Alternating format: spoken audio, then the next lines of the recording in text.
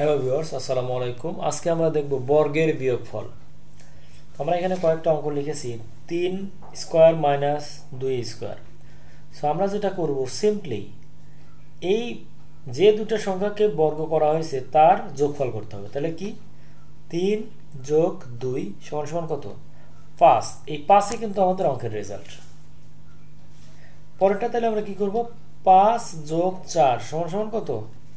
9। এটাই আমাদের অঙ্কের রেজাল্ট। এরপরে 8 যোগ 7 সমান 15। এটাই আমাদের রেজাল্ট।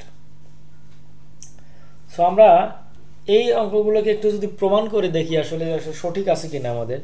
3 3 9, 2 2 4। তাহলে 9 বিয়োগ 4 কত হয়? 5। 5 5 25, 4 4 16। 25 থেকে 16 বাদ দিলে 9 হয়। 8 8 64, 7 7 49। তাহলে আমরা এটা একটু অঙ্ক করে দেখি। 64 আর হলো 49। তাহলে 5